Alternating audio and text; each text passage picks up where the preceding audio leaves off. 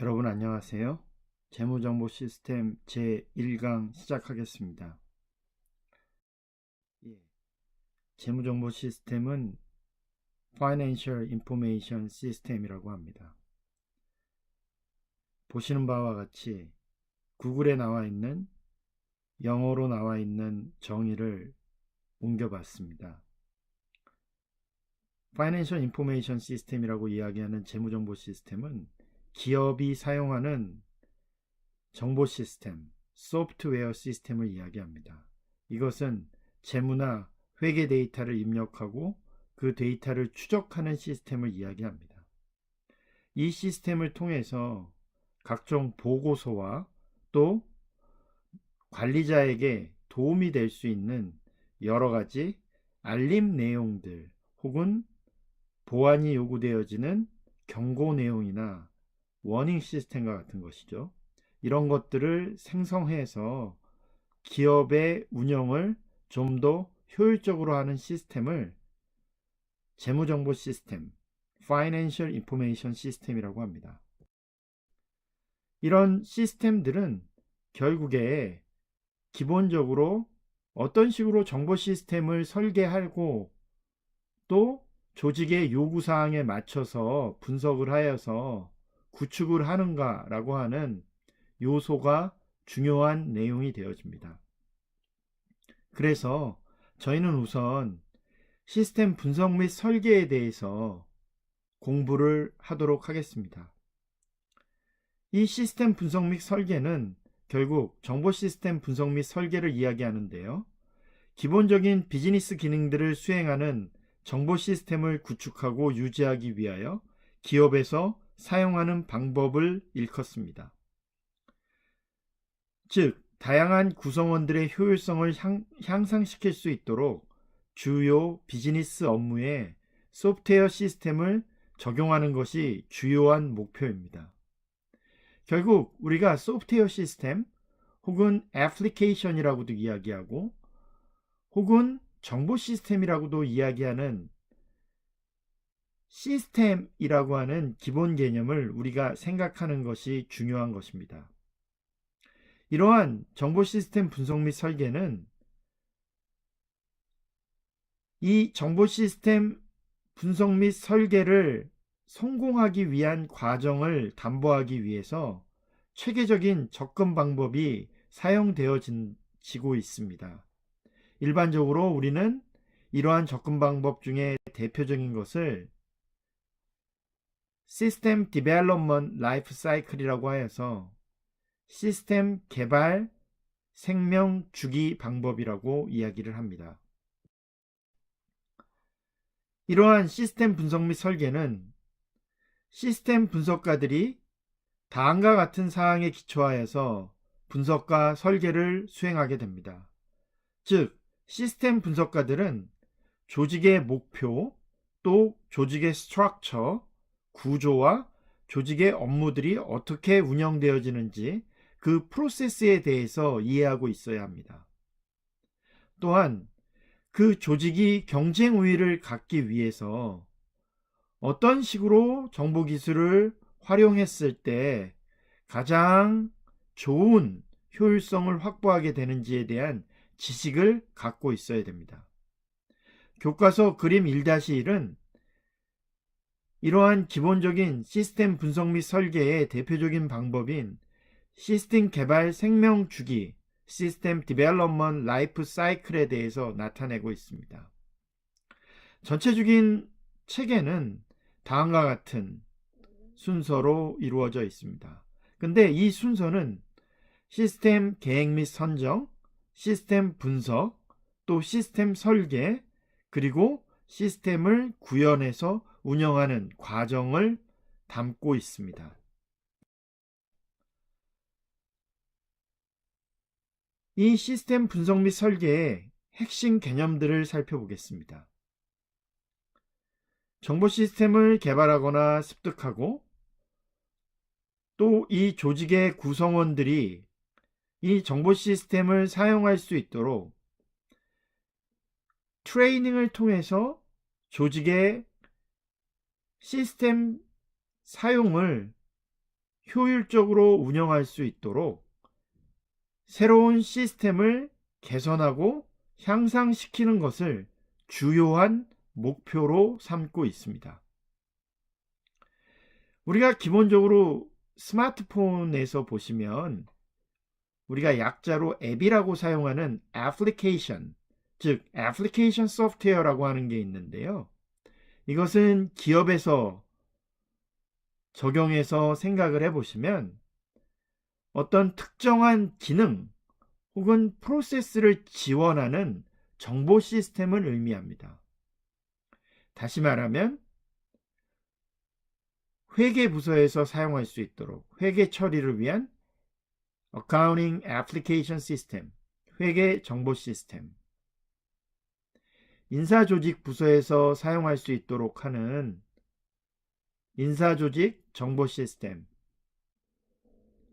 Human Resource Information System, 혹은 마케팅 부서에서 사용할 수 있도록 하는 Marketing Information System, 전략 부서에서 사용할 수 있도록 하는 Strategic Information System, 전략 정보 시스템, 그리고 저희가 공부하는 재무 부서 혹은 재무 기능을 사용할 수 있도록 사용하는 재무 정보 시스템, Financial Information System과 같은 것들을 저희가 Application Software 혹은 각 기업, 조직의 부서에 맞는 정보 시스템이라고 이야기합니다. 이러한 정보 시스템의 근간을 이루는 시스템이라고 하는 것은 기본적으로 우리가 정보 시스템을 줄여서 시스템이라고 이야기하는데요. 일반적으로 우리가 기업에 운영하다 보면 얻게 되는 다양한 데이터들이 있는데요. 이러한 데이터들을 인포메이션이라고 하는 정보로 전환하고 그리고 처리하는 것들을 시스템이라고 이야기합니다. 이러한 시스템은 기본적으로 하드웨어와 소프트웨어로 우리가 구분을 해볼 수 있는데 그 중에 소프트웨어는 시스템 소프트웨어와 애플리케이션 소프트웨어로 생각해 볼 수가 있습니다. 시스템 소프트웨어는 오퍼레이션 소프트웨어, 즉 OS라고도 이야기를 할 수가 있는데요. 각 컴퓨터의 기능을 통제하는 소프트웨어를 시스템 소프트웨어라고 할 수 있습니다. 반면에 애플리케이션 소프트웨어는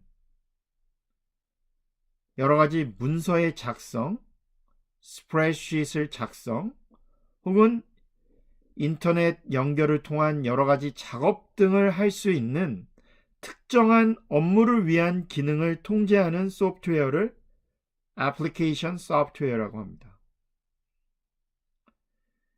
이러한 시스템을 기본적으로 분석을 하고 설계를 하는 과정에서 이제 시스템 분석가들, 시스템 애널리스트들에 의해서 다양한 문서가 작성이 되어지고요. 또한 다양한 사용자들의 교육 자료가 준비가 되어집니다.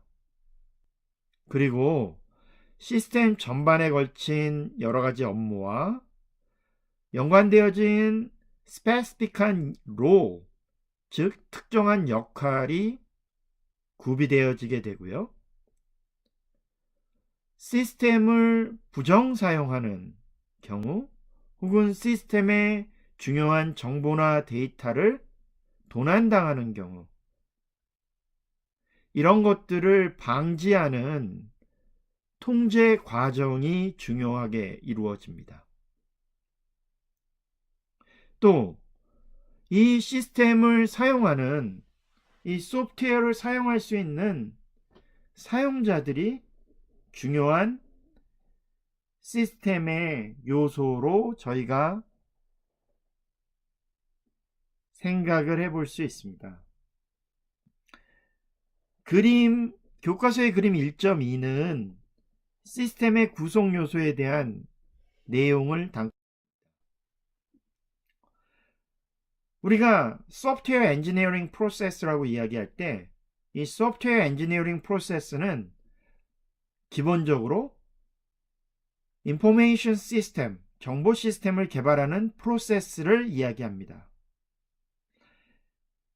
이 소프트웨어 엔지니어링 프로세스의 구성 요소는 방법론, methodology, 즉 최종 산출물인 정보 시스템을 개발하는 순차적이고 체계적인 방법론을 이야기합니다.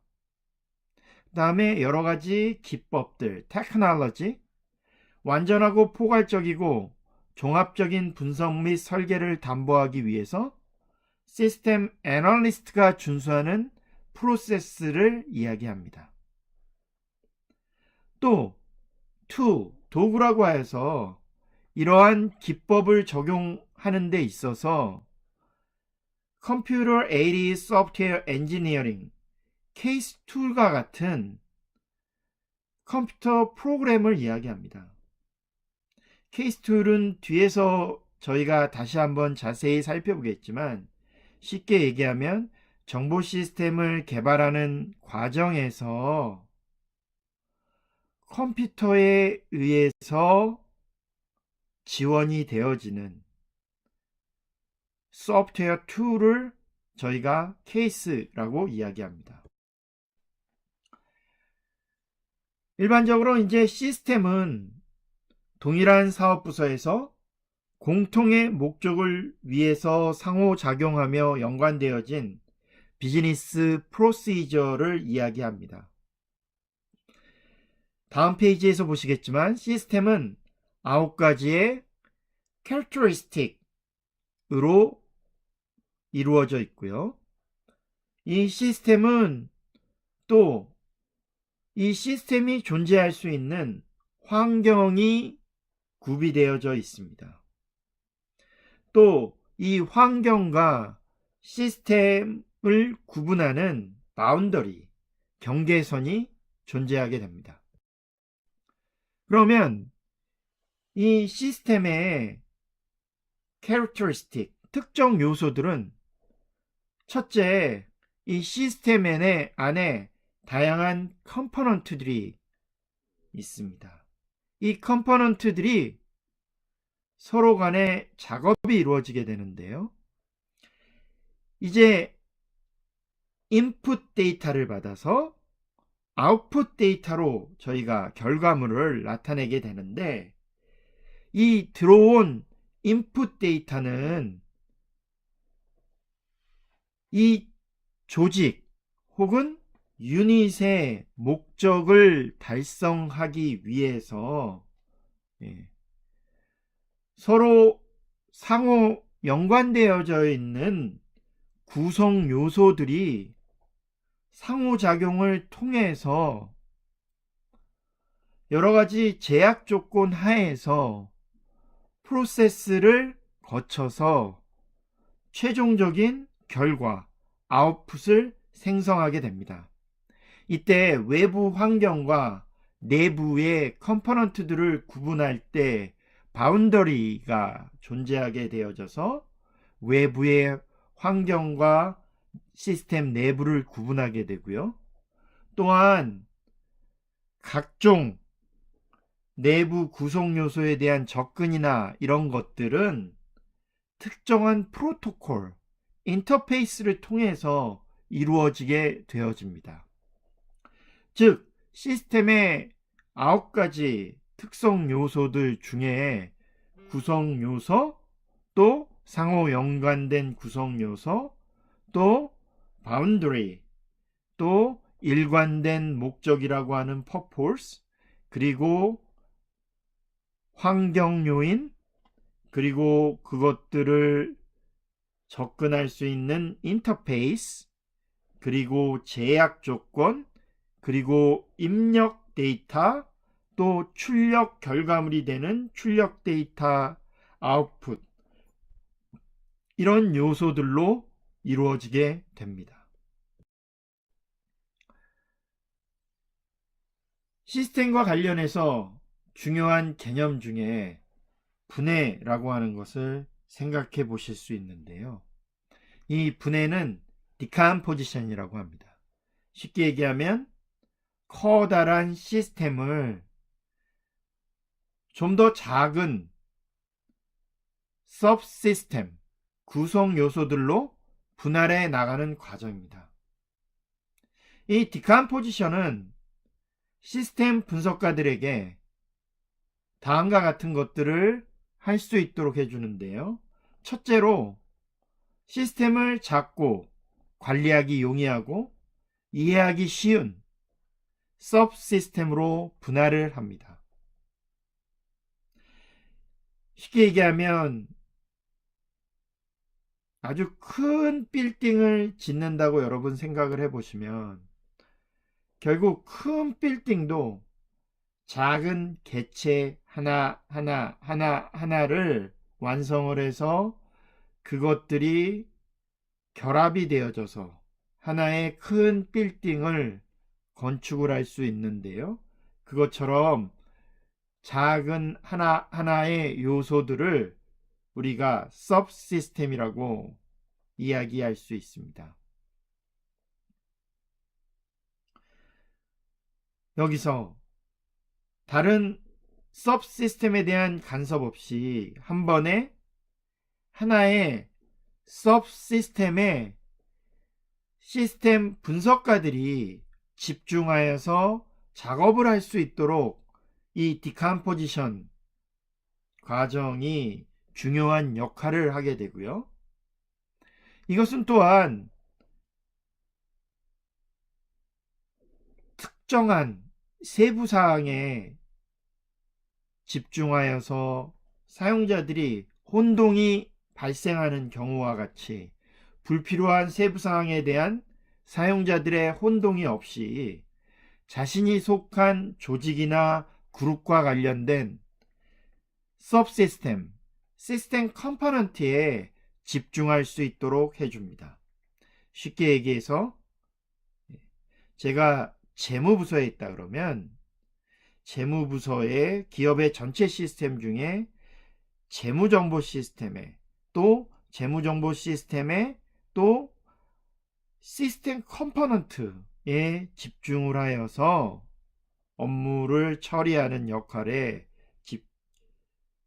최선을 다할 수 있도록 만들어줍니다.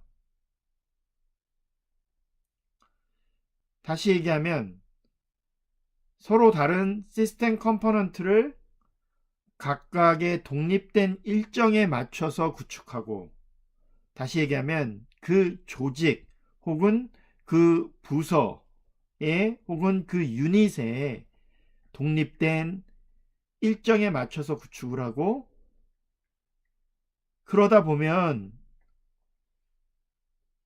특정한 시스템 어널리스트뿐만이 아니라 다른 시스템 분석가들의 도움을 받아서 작업이 이루어질 수 있도록 하는 게 이 디컴포지션, 분해 과정을 통해서 이루어질 수 있습니다.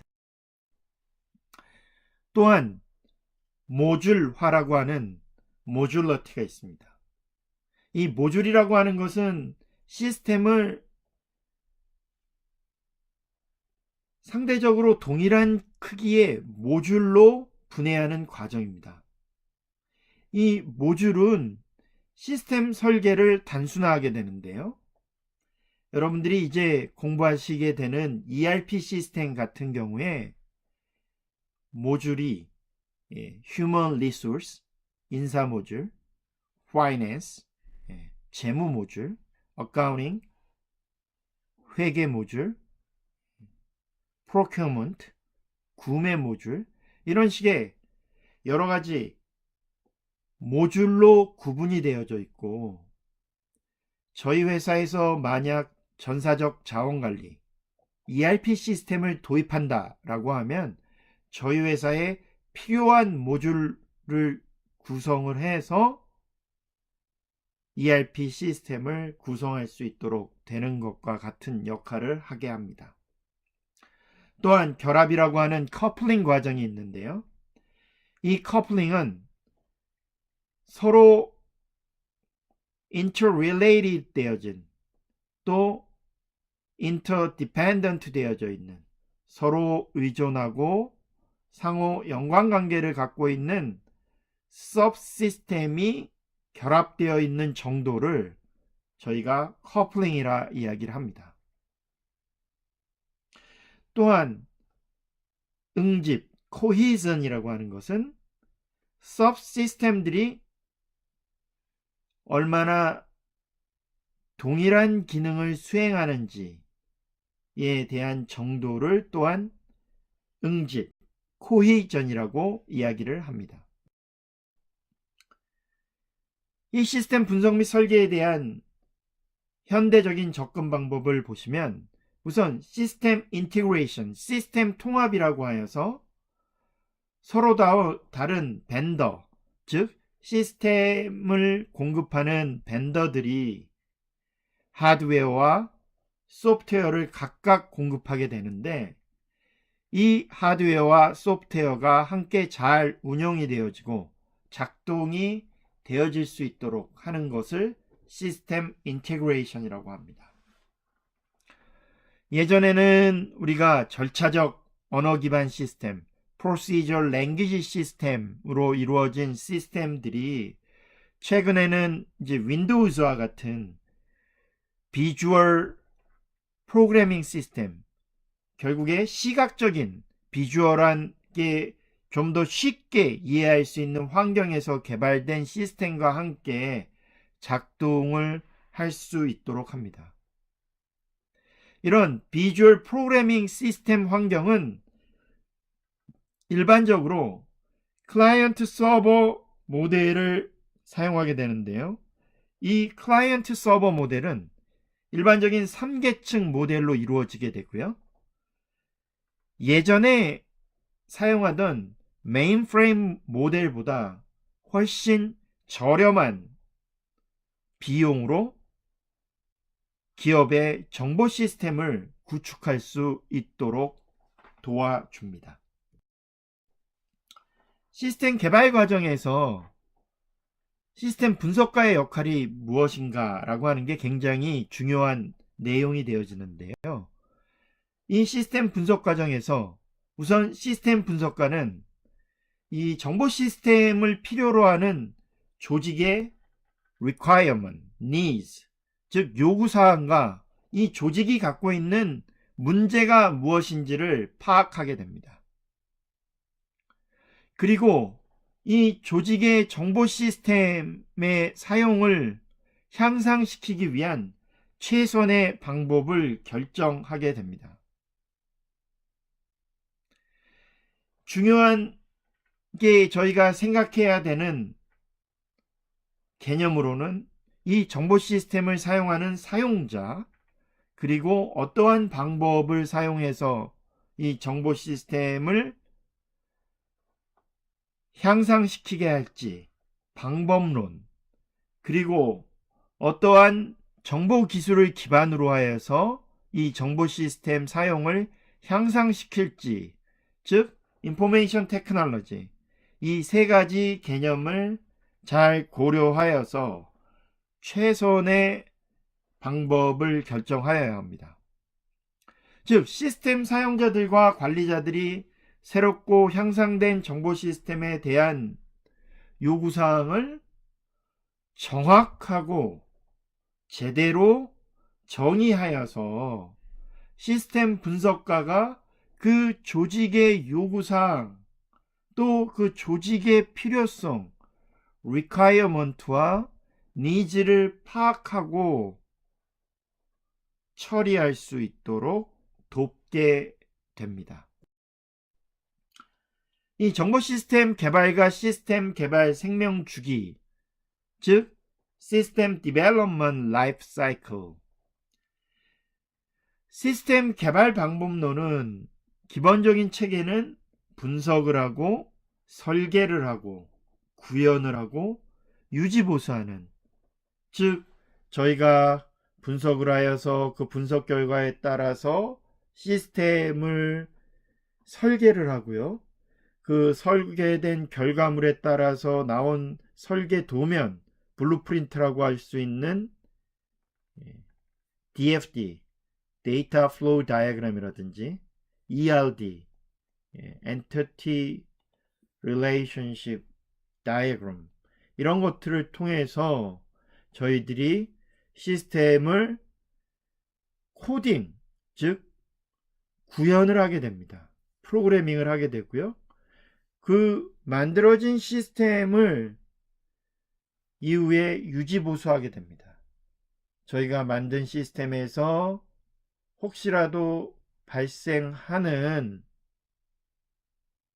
버그라든지 혹은 새로운 환경 변화에 따라서 저희가 수정을 해야 된다든지 하는 내용들에 따라서 유지 보수 작업이 이루어지게 됩니다. 결국 시스템을 개발하는 시스템 인티그레이션 SI 그룹이 있고요. 또 시스템을 유지 보수하는 시스템 메인티넌스 그룹이 있습니다. 이 두 그룹은 불가분의 관계를 갖고 있다고 여러분들 생각하시면 됩니다. 시스템 개발 생명주기, 시스템 디벨롭먼트 라이프 사이클은 정보 시스템을 개발하고 관리하는 표준화된 일련의 단계가 되어지는데요. 계획 및 선정의 단계인 Planning and Selection 단계가 있고요. 또 분석 단계인 Analysis 단계가 있고요. 또 설계 단계인 디자인 단계가 있고 또 구현 및 운영을 하는 Implementation and Operation의 단계가 있게 됩니다. 그러니까 어떤 시스템이 정보 시스템이 필요할 것 같다라고 하는 계획을 세우고 그 중에 가장 필요한 시스템이 이거구나 라고 해서 선정을 하고요.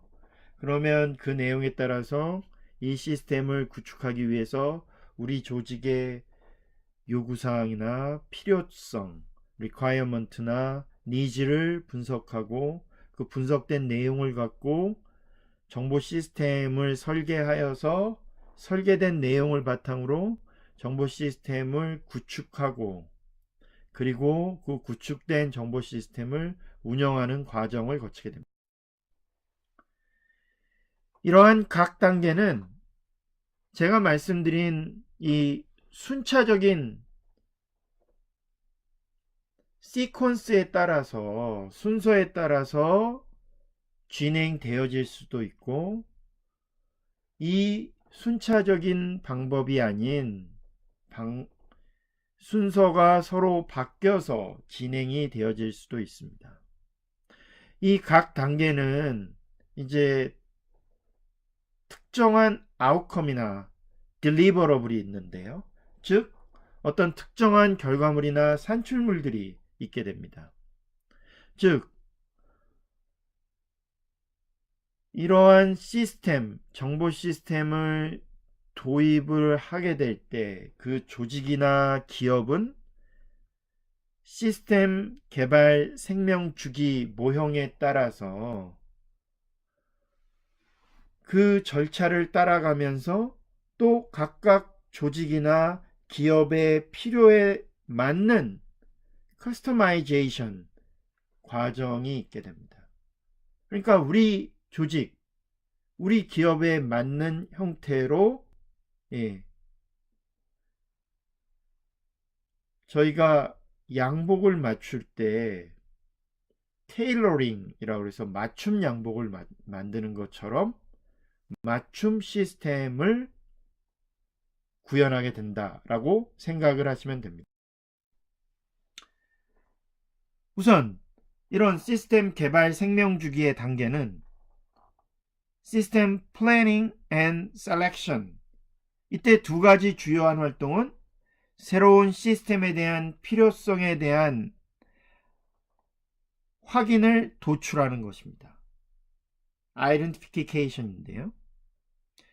즉 우리 조직이 사용하던 예전의 레가시 시스템 혹은 우리 조직에 존재하지 않았지만 이러한 환경 변화에 따라서 이러한 새로운 시스템이 필요하다라고 하는 내용을 도출하게 되는 것입니다. 그러기 위해서는 기존의 시스템이 존재하고 있었다, 레가시 시스템이 있었다라고 하면 그 레가시 시스템을 조사하여서 어떤 문제가 있었는지, 어떤 향상 방향이 있을지 이런 것들을 파악할 수 있고요. 아니면 없었다면 현재 우리 조직에서 이러한 필요사항과 요구사항이 있기 때문에 이러한 규모의 또 업무 처리는 어느 정도 스코프까지의 업무 처리를 할 수 있는 새로운 정보 시스템이 필요하겠다라고 하는 그 시스템의 스코프를 결정하게 됩니다.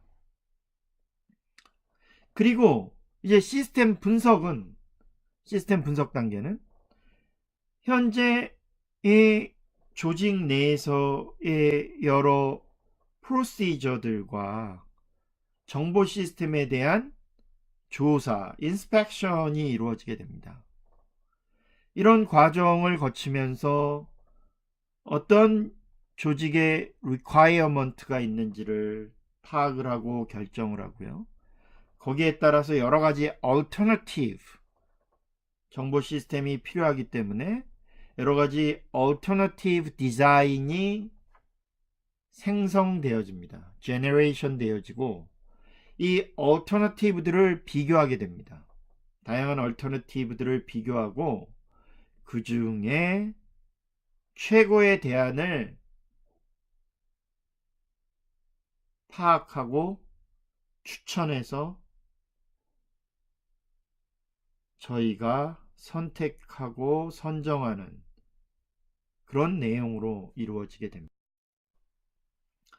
시스템 설계는 기본적으로 로지컬 디자인이라고 하는 논리적 설계가 있는데요. 이 논리적 설계는 어떤 시스템 플랫폼을 사용하느냐라고 하는 것은 중요하지 않고요.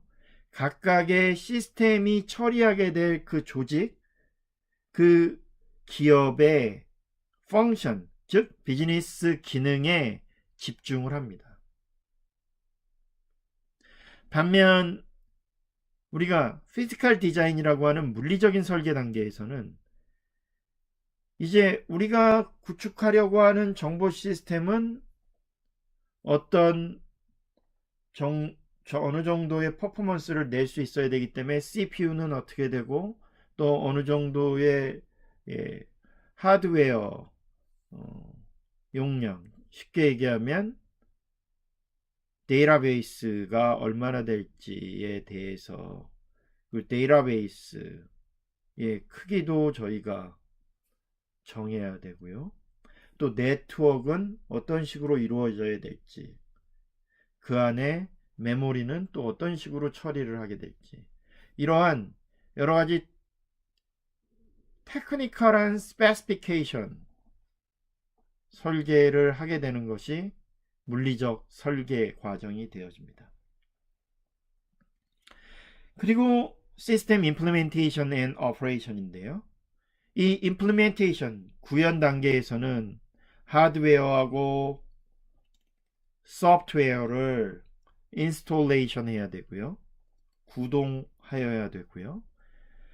또한 이 시스템 코딩, 프로그래밍 과정이 되어지고 이 시스템을 잘 사용할 수 있도록 사용자들의 교육, 트레이닝이 이루어져야 하고 이 시스템에 대한 문서화 작업, 혹시라도 이 시스템에 대해서 저희가 운영을 하면서 살펴봐야 될 때는 이 문서화되어진 다큐멘테이션을 통해서 저희가 파악하고 운영을 할 수 있도록 이 작업이 구현 단계, 임플리멘트 단계에서 이루어지게 됩니다.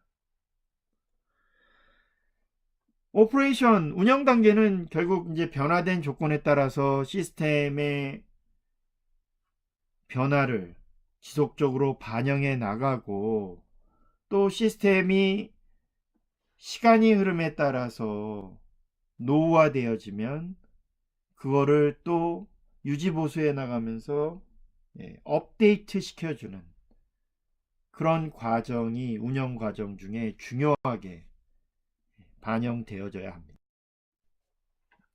근데 이 시스템 개발을 하다 보면 반드시 SDLC 방법을 따라야 되느냐? SDLC 방법이 굉장히 좋은 방법이지만 이 방법은 몇 가지 단점이 있습니다. 기본적으로 이 절차들을 잘 따라주다 보면 아주 우수한 정보 시스템을 개발할 수 있지만 그만큼 시간이 많이 필요하고요. 비용도 많이 투자되어진다라고 생각을 하셔야 됩니다. 그래서 생각한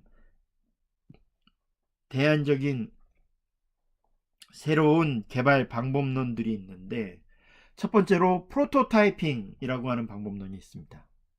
이 프로토타이핑은 우리가 개발하려고 하는 정보 시스템의 규모보다 좀 더 작은 규모의 축소된 범위의 시스템을 미리 구축하는 것입니다. 우리가 모건 모델이라고도 하는데요. 우리가 자동차를 개발한다. 그러면 먼저 이러이러한 자동차를 만들어 보겠다라고 해서 모건 모델의 자동차를 만드는데, 그거와 같이 정보 시스템 자체도 조금 작은 규모의 축소된 범위의 시스템, 그러나 우리가 필요하는 기능들이 내재되어져 있는 시스템을 만들게 됩니다. 이 만들어진 시스템을 사용하면서 최종적인 시스템을 구현할 수 있도록 하는 방법이 프로토타이핑 방법입니다. 이 방법의 장점은 이제 분석 및 설계 과정에 분석가나 설계가들만 들어가는 게 아니라 사용자들도 함께 참여해서 작업을 하게 되고요. 이 사용자들이 참여하면서 사용자들의 요구사항, 결국에는 구체적인 형태의 requirement가 파악이 되어지고, 그 파악되어진 내용이 작은 규모이기 때문에 큰 규모의 제대로 된 정보 시스템을 개발할 때보다 좀 더 빠르게 저희가 반영할 수 있다라고 하는 장점이 있습니다. 다음의 방법은 Case Computer Aided Software Engineering 툴을 이용하는 방법입니다. 쉽게 얘기해서 시스템 분석가들에게 소프트웨어 툴을 이용을 해서 컴퓨터가 지원을 하는 시스템을 통해서 자동화된 소프트웨어 툴로 작업을 하여서 업무의 효율성을 높일 수 있도록 하여 줍니다. 즉, 시스템 디벨롭먼트 라이프 사이클 과정에서 이 케이스 툴이 사용이 되어지고요. 이 케이스 툴을 사용할 때 우리가 리파지토리라고 하는, 즉 우리가 정보 시스템 개발 과정 중에 사용되어진 여러 가지 표준 스탠다드가 내재되어져 있는 데이터베이스를 리파지토리라고 하는데요. 이 리파지토리를 통해서 최종적으로 우리가 만들게 되는 산출물, 그 프로덕트, 제품과 또 저희가 사용하려고 하는 툴, 케이스 툴을 통합하는 게 가능하게 되어집니다. 쉽게 얘기하면 저희가 분석가들이 이제 시스템을 개발하기 위해서 분석하다 보면은 데이터의 흐름이 어떻게 되는지 데이터 플로우 다이어그램도 그려야 되고요. 또 이 조직의 구성 요소들이라고 할 수 있는 엔티티들, 이것들의 관계, relationship, 이것들은 어떻게 이루어지는지 엔티티 릴레이션십 다이어그램을 그려야 되는데 이것도 저희가 손으로 직접 그리는 것이 아니라 자동화된 툴을 통해서 손쉽게 작업을 할 수 있는 다이어그래밍 툴이 내재되어져 있게 됩니다. 그래서 시간도 절약하고 또 비용도 절약할 수 있도록 하여 주는 게 컴퓨터 에이디드 소프트웨어 엔지니어링 툴. 이 컴퓨터 에이디드 소프트웨어 엔지니어링 툴에는 아까 말씀드렸던 데이터 플로우 다이어그램이나 엔티티 릴레이션십 다이어그램 같은 것들을 손쉽게 그려줄 수 있는 다이어그래밍 툴이 있고요. 또 이것들이 우리들이 작업을 하는 컴퓨터 화면에 손쉽게 나타나고 그리고 또 보고서로 손쉽게 작성이 되어질 수 있도록 하는 생성기 Computer Display and Report Generator가 있습니다. 또 이 분석에 사용되어지는 툴이 있어서요. 저희들이 이러한 어떤 데이터들이 있고 또 이러이러한 엔터티들이 있고 또 그 안에는 어떤 흐름이나 플로우나 또 혹은 어떤 릴레이션십이 있다. 그러면 그것들을 분석을 할 수 있게 해주는 분석 도구들이 있고 말씀드렸던 이 작업을 할 때 필요한 여러 가지 스탠다드, 표준들이 내재되어져 있는 리파지토리가 있어서 이 리파지토리에서 저희가 이 시스템 개발 작업을 할 때 사용을 할 수 있도록 하는 여러 가지 표준, 스탠다드들이 들어져 있게 됩니다.